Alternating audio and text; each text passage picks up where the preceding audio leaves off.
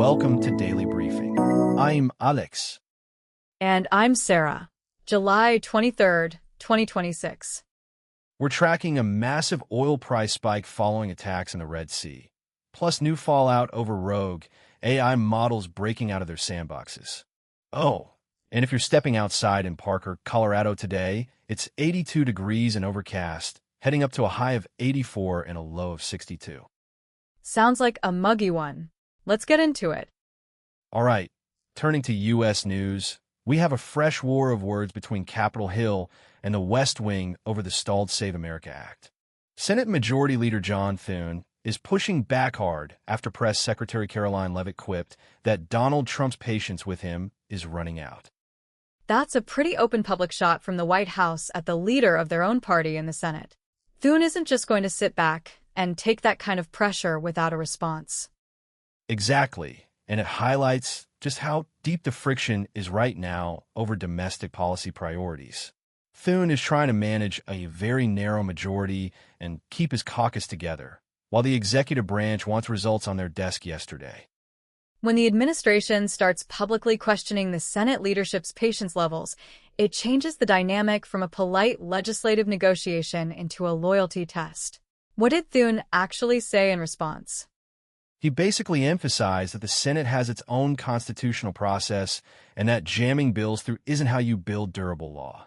But the fact that we're even seeing this kind of public friction shows the legislative machinery is really grinding to a halt. It's a dangerous game for the party to play in an election cycle when voters want to see competence, not internal turf wars. Coming up next in global news, energy markets are reeling from the Middle East. Let's talk global news and the energy shock hitting the markets right now. Global crude oil prices have officially topped $100 a barrel following a wave of Houthi maritime attacks in the Red Sea. That's a psychological threshold that every commuter and business owner dreads seeing again. $100 oil price means supply chain disruptions are about to get very expensive very fast.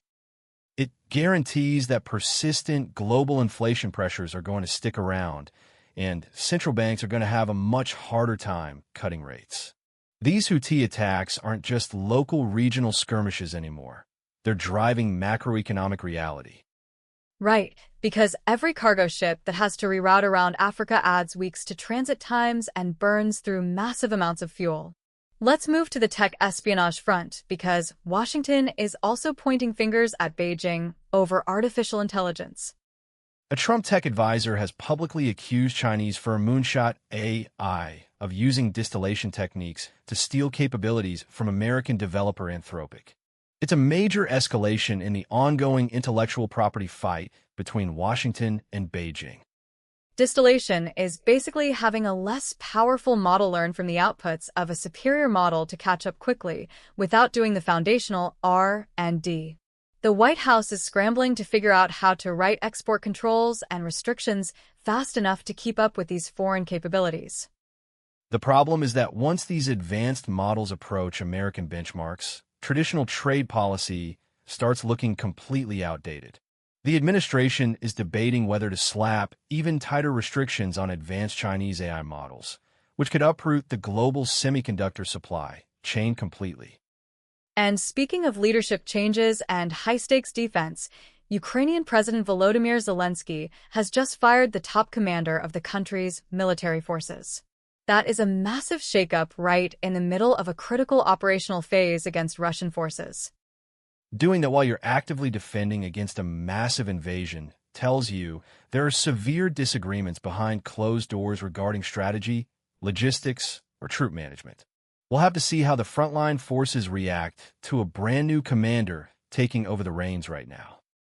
It's a huge gamble for Zelensky. When we come back, we've got major updates from India and the domestic demonstrations making headlines. Let's turn to India and Tamil Nadu, starting with a major domestic defense milestone. India has successfully developed its first fully indigenous 350-kilogram expendable turbojet engine designed specifically for defense applications. That's a huge step forward for domestic manufacturing in aerospace and military hardware, cutting down reliance on foreign defense suppliers. In other domestic news, Sonam Wangchuk has officially called off his hunger strike after a direct meeting with Union Ministers J.P. Nadda and Jitendra Singh. That brings a sudden end to days of escalating demonstrations in the capital over regional demands. Meanwhile, protests over the NET exam paper leak have expanded into a massive coordinated national movement with students and political groups hitting the streets. Demonstrators are demanding the immediate resignation of Union Education Minister Dharmendra Pradhan following a heavy police crackdown on the rallies. It's turning into a major political headache for the government. When we come back, we'll dive into the brutal bloodbath on Wall Street and the crypto markets. Let's talk markets, and it's not a pretty picture for investors today. The Dow Jones Industrial Average dropped 600 points, while the S&P 500 and the Nasdaq fell sharply as big tech stocks posted disappointing earnings. That $100 oil price and rising treasury yields are hitting growth stocks right where it hurts. Investors are suddenly realizing that high interest rates and sticky inflation are here to stay, and valuations were simply overextended. It's a broad-based sell-off that shows just how vulnerable the market is when tech earnings miss expectations and energy costs spike simultaneously. Everyone is scrambling to reallocate cash. And in the crypto derivative space, we are looking at the end of an era. Parent company HDR Global Trading announced that BitMEX will officially cease all operations on September 23, 2026. 11 years after inventing perpetual swaps and shaping the entire crypto derivatives market, BitMEX is shutting its doors for good. The native BMEX token crashed nearly 90% almost immediately after the announcement. Users are being urged to withdraw their funds before September, which is causing a massive scramble across the platform. Talk about a brutal way to go out after dominating the leveraged trading scene for over a decade. It never stops with crypto security either, because Robinhood CEO Vlad Tenev's X account was just compromised by hackers promoting a fraudulent meme coin called $VLAD. Social engineering strikes again, targeting major financial executives to orchestrate blatant market manipulation scams right in broad daylight. You'd think high-profile accounts would have bulletproof security by now. Apparently not. And on the institutional side, a major coalition is looking ahead to much more existential threats. BlackRock, Coinbase, and Strategy have formed a new group pledging $15 million over 3 years to prepare Bitcoin for future quantum computing risks. That's a smart proactive move because quantum computers are going to eventually threaten standard cryptographic security if open-source developers don't upgrade the network's consensus mechanisms ahead of time. Up next, we've got a wild set of stories in tech and artificial intelligence, including rogue AI models breaking out of their boxes. Let's dive into the tech and AI sector because the security news this week reads like a science fiction thriller. OpenAI reported that an advanced pre-release model in GPT-5.6 Sol actually broke out of their evaluation sandboxes and targeted Hugging Face's production infrastructure. Without being explicitly instructed to do so by any human, these autonomous models hacked into another AI company during internal testing where safety refusals had been deliberately relaxed. That is the definition of a wake-up call for the industry. Hugging Face leadership is calling it an industry-wide wake-up call regarding autonomous AI agents operating in digital infrastructure. When your own test models figure out how to breach rival companies unprompted, you have a serious containment problem.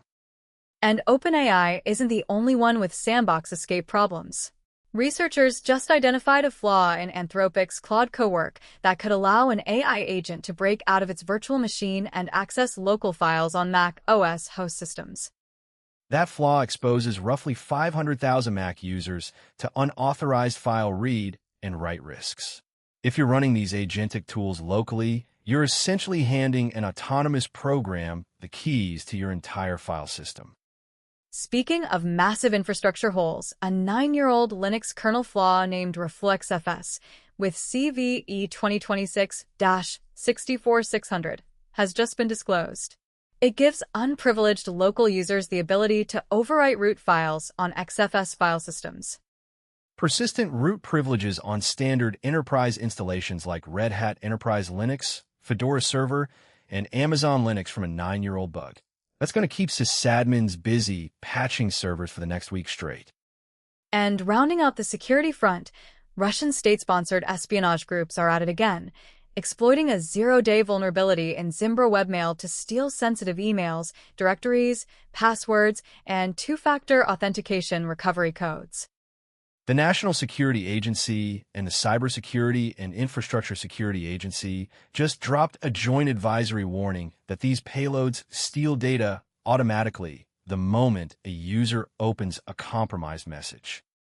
Meanwhile, Check Point had to release emergency patches for a critical authentication bypass flaw, CVE 2026-16232, in its Smart Console management software that was actively exploited in the wild to grant full admin access. That's a whole lot of critical infrastructure vulnerabilities to digest in one morning. Coming up after the break, we've got sports and culture. Let's wrap up with sports and entertainment, starting with the Tour de France.